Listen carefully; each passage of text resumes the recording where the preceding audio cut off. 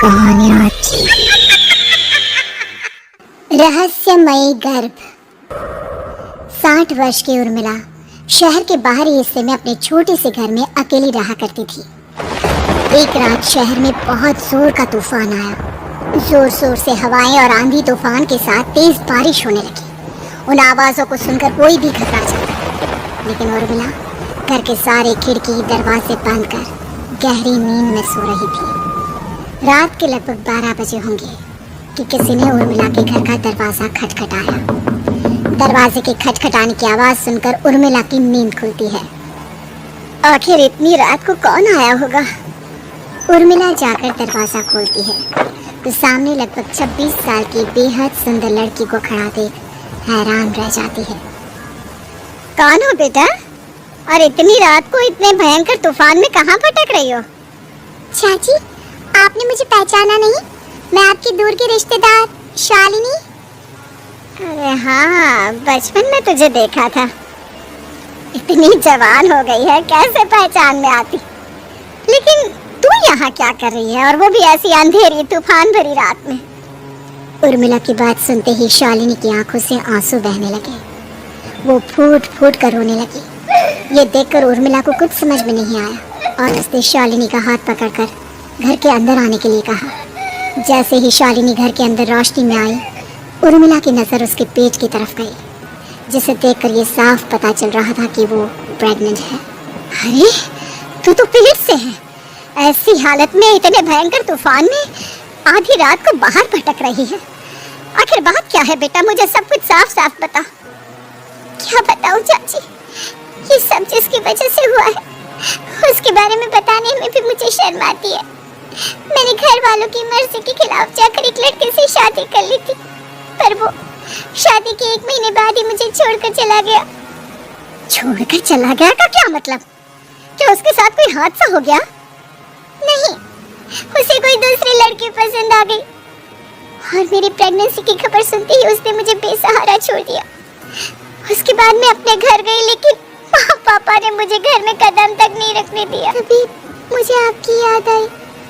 कोई बात नहीं, कोई बात नहीं, तुमने यहाँ आकर अच्छा ही किया। एक काम करो, तुम आराम करो। वैसे भी ऐसी हालत में इतना घूमना फिरना और इस तरह आधी रात को बाहर भटकना ठीक नहीं होता। प्रेग्नेंट औरत को आधी रात को घर से बाहर नहीं निकलना चाहिए।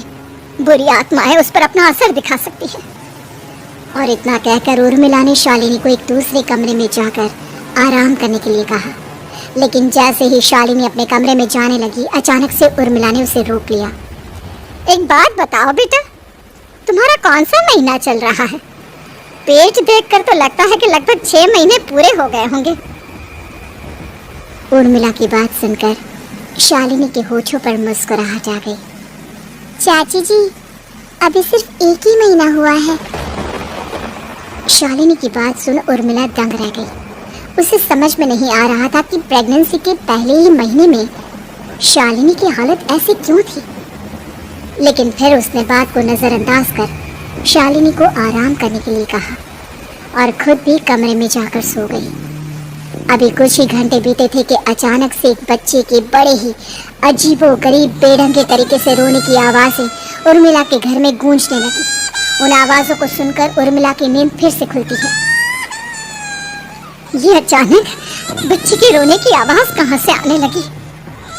उसने उठकर चारों तरफ देखा, पर वहाँ उसे कोई नजर नहीं आया। उर्मिला घबराते हुए शालिनी के कमरे में गई तो वहाँ उसे कमरे की दीवार पर एक बेहद खौफनाक साया नजर आया, जिसे देखकर उर्मिला बुरी तरह से घबरा गई।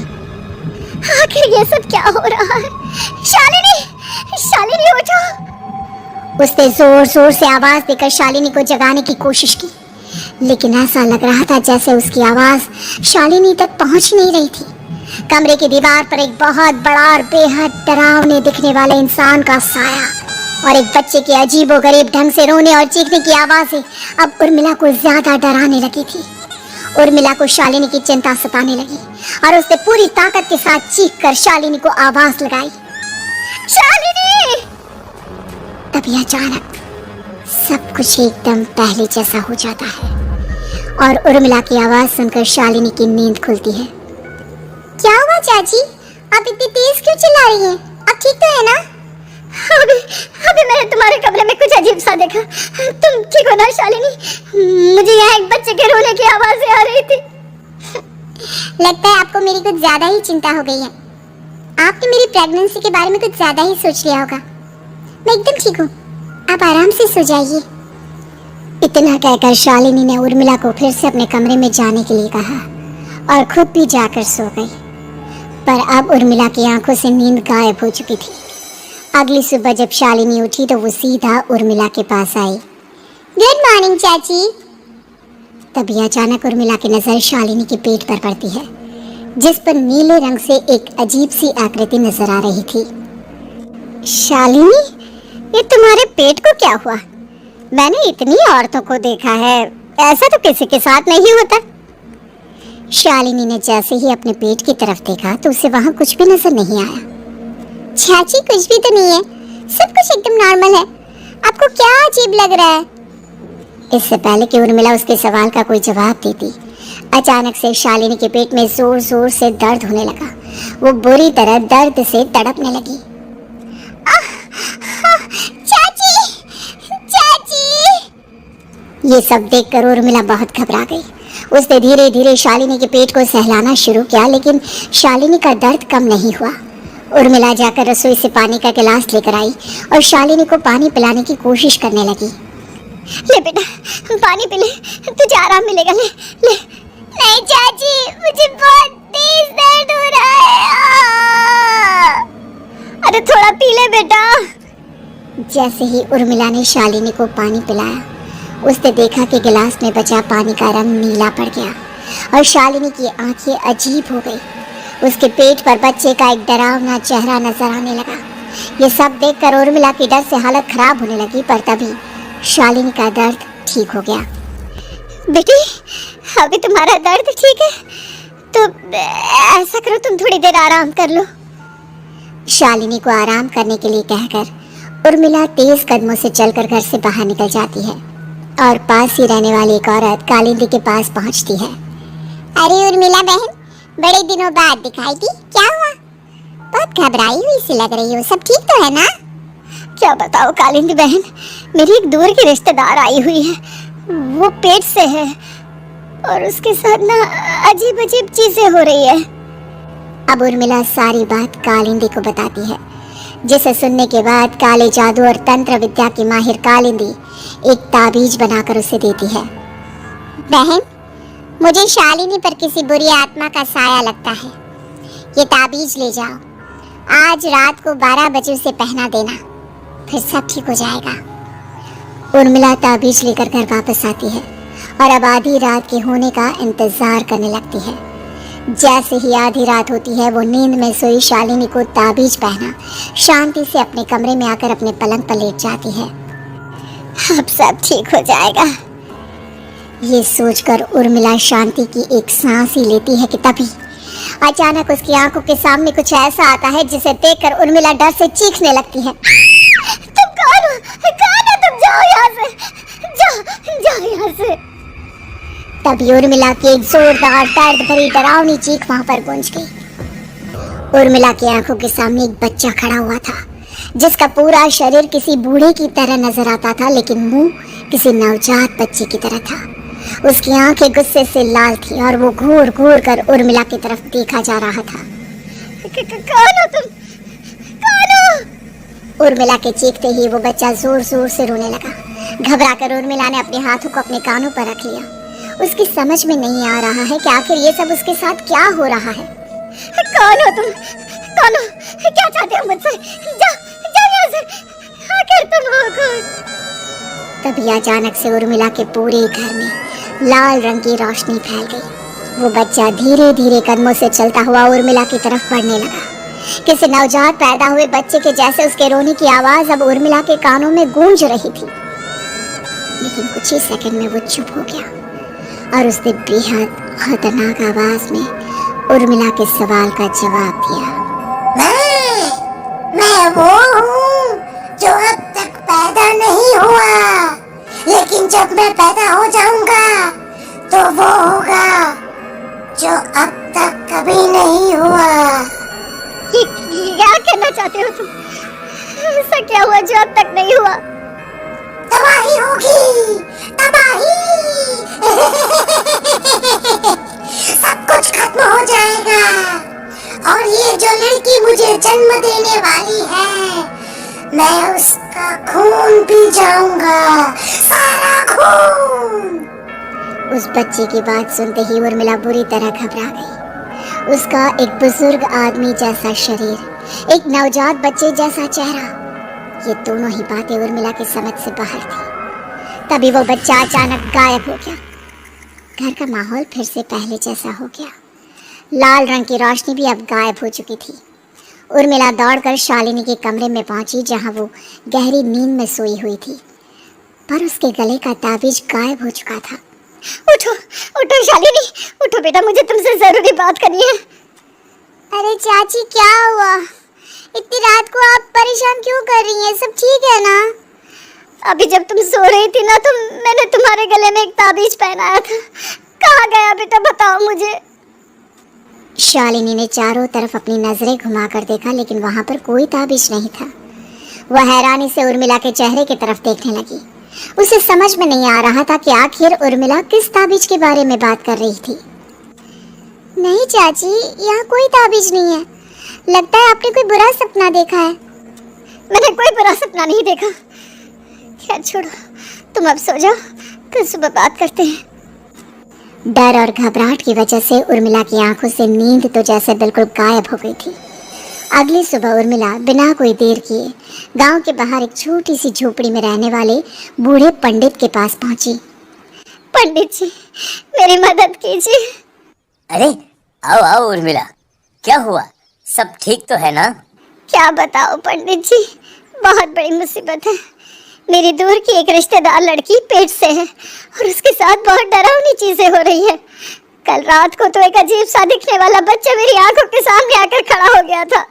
ये तुम क्या कह रही हो? मुझे साफ साफ बताओ कि आखिर तुमने क्या देखा? उर्मिला ने अपने साथ हुई बीती रात की पूरी घटना पंडित जी को बताई, जिसे सुन पंडित जी के माथे पर चिंता की लकीरें उभर आई। अनर्थ होने वाला है, अनर्थ। बरसों पहले भी उस हैवान ने एक लड़की के पेट से जन्म लिया था और उसके बाद उस शहर को पूरी तरह से तबाह कर दिया। कैसी विपदा पंडित जी, कैसे बात कर रहे हैं आप? बताइए मुझे, और इसका उपाय क्या है? इसका उपाय तो है, लेकिन बहुत कठिन है। हो सकता है कि उस उपाय को करने के दौरान तुम्हारी जान भी चली जाए। मुझे मेरी जान की कोई परवाह नहीं, पर आप जिस तबाही के बारे में बात कर रहे हैं, बस वो नहीं होनी चाहिए। लाखों लोगों की जान बचाने के लिए मैं कुछ भी करूंगी। तो ठीक है, मेरी बात ध्यान से सुनो। बरसों पहले एक भयानक तांत्रिक ने अपनी तंत्र क्रिया के जरिए एक मासूम लड़की के साथ रिश्ता बनाकर उसके पेट से जन्म लिया था। इस तरह से वो अपने जैसे लोगों की संख्या इस दुनिया में बढ़ाना चाहता था। आपके कहने का मतलब है कि शालिनी के पेट से भी उस शैतान को जन्म लेना है, इसलिए उसने उसके साथ ये सब किया है। ठीक पहचाना तुमने। अब मैं तुम्हें एक ऐसा सिंदूर दूंगा जिसे तुम्हें ले जाकर उस लड़की के पेट पर लगाना होगा। क्या ऐसा करने से सब कुछ ठीक हो जाएगा? नहीं उर्मिला, ये सब इतना आसान नहीं। उस लड़की के पेट पर सिंदूर लगाने के बाद तुम्हें उसका पेट काटकर उस हैवान को बाहर निकालना होगा। नहीं पंडित जी, मैं ये सब नहीं कर सकती। मैं भला एक जिंदा लड़की के पेट को अपने हाथों से कैसे काट सकती हूँ? अगर तुमने ऐसा नहीं किया तो कुछ ही दिनों में वो हैवान उस लड़की के शरीर से जन्म लेगा और उसके शरीर के सारे खून को पीकर अपनी ताकत को बढ़ाएगा। उसके बाद वो धीरे धीरे इस पूरे शहर को तबाह कर देगा। यहाँ पर कोई जिंदा नहीं बचेगा। लेकिन अगर मैं उसके पेट को काट दूंगी तो क्या वो जिंदा बच पाएगी? अगर शालिनी को कुछ हो गया तो, अगर उसकी मृत्यु हो गई तो? ऐसा कुछ नहीं होगा उर्मिला, तुम्हें अपने मन को पक्का करके ये काम करना ही होगा। सिंदूर लेने के बाद उर्मिला झोपड़ी से बाहर निकलने ही वाली थी कि तभी पंडित जी ने उसे पीछे से आवाज देकर रोका। उर्मिला, उस लड़की का पेट काटकर हैवान को बाहर निकालना ही काफी नहीं होगा। तुम्हें ध्यान रखना होगा कि ये सब करते हुए उस बच्चे का जो आधा बूढ़े का शरीर है उस पर सिंदूर की एक बूंद भी ना लगने पाए, क्योंकि अगर ऐसा हुआ तो वो तुम्हें और बाकी सबको कच्चा खा जाएगा। पंडित जी की बात सुन उर्मिला की आंखें फटी रह गई और उसके शरीर में डर की लहर दौड़ गई। फिर भी उसने हिम्मत की। ठीक है पंडित जी, मैं पूरी कोशिश करूंगी कि मैं उस हैवान को वहीं के वहीं खत्म कर पाऊं। इसके बाद उर्मिला तेज कदमों के साथ घर वापस आती है। दिन बीतता है, रात का अंधेरा छाने लगता है। शालिनी खाना खाकर सोने चली जाती है और उर्मिला लगातार उसके गहरी नींद में सो जाने का इंतजार करने लगती है, जिसके बाद उर्मिला दबे कदमों से शालिनी के कमरे में पहुंच गई। मुझे ये करना ही होगा। अब उर्मिला ने धीरे धीरे शालिनी के पेट पर पंडित जी का दिया सिंदूर लगाना शुरू किया। उर्मिला के हाथ बुरी तरह से कांप रहे थे। उसके एक हाथ में चाकू था जिससे वो पेट काटने वाली थी। उर्मिला ने एक नज़र शालिनी के चेहरे की तरफ देखा और फिर डरते हुए उसके पेट पर चाकू चलाना शुरू किया। कमाल है, मैं इसका पेट काट रही हूँ और ये आराम से सो रही है। इसे दर्द नहीं हो रहा क्या? तभी अचानक उर्मिला के कानों में बच्चे के रोने की आवाज़ सुनाई देने लगी। उसने घबराकर चारों तरफ देखा पर वहाँ पर कोई नहीं था, बस रोने की आवाज़ लगातार आ रही थी। उर्मिला बिना रुके लगातार शालिनी के पेट को काटती रही। उसे इस बात का भी ध्यान रखना था कि सिंदूर बच्चे के बूढ़े आदमी वाले शरीर के हिस्से पर ना लगे। कुछ ही देर में वो हैवानी बच्चा उर्मिला के हाथों में था। उसने बड़ी ही सावधानी से उस बच्चे को बाहर निकाला और पंडित जी के कहे अनुसार उसे घर से दूर जलाने के लिए ले गई। पर तभी उसके सामने वही बूढ़े शरीर और बच्चे के चेहरे वाला बच्चा आ गया। अपनी गोद में और सामने भी बच्चे को देखकर उर्मिला हैरान रह गई। मुझे इतनी हिम्मत कैसे आ गई तुम्हारी? तुम पैदा नहीं हुए हो और मुझे पता है जब तक तुम्हारा जन्म नहीं हो जाता तो मुझे कुछ नहीं कर सकते। इतना बोलते ही उर्मिला तुरंत उस बच्चे को घास के ढेर पर फेंककर उसमें आग लगा देती है, जिसके तुरंत बाद वो बूढ़े आदमी के शरीर और बच्चे के चेहरे वाला अजीब तांत्रिक का भूत भी वहां से गायब हो जाता है। कुछ देर बाद उर्मिला घर पहुंचती है तो वो ये देखकर हैरान रह जाती है कि शालिनी का पेट अपने आप जुड़ चुका था। शुक्र है भगवान का और उन पंडित जी का, अब सब ठीक हो जाएगा। सुबह शालिनी सोकर उठती है तो अपना पेट देख पूरी तरह घबरा जाती है। चाची, चाची ये सब क्या हो गया? मेरा पेट अचानक कम कैसे हो गया? मेरा बच्चा कहाँ गया चाची? बेटी, वो बच्चा नहीं एक खतरनाक तांत्रिक था जो तुम्हारे कोख से जन्म लेकर सबको मार देना चाहता था। वो पैदा होते ही तुम्हारी जान भी ले लेता, इसलिए मैंने पंडित जी के बताए उपाय से उसका खात्मा कर दिया है। अब सब ठीक है। शालिनी को उर्मिला की बात समझ में नहीं आती, जिसके बाद शालिनी को पूरी बात उर्मिला आराम से समझाती है। अब वो दोनों ही भगवान का शुक्र अदा करती हैं और एक साथ रहने लगती हैं।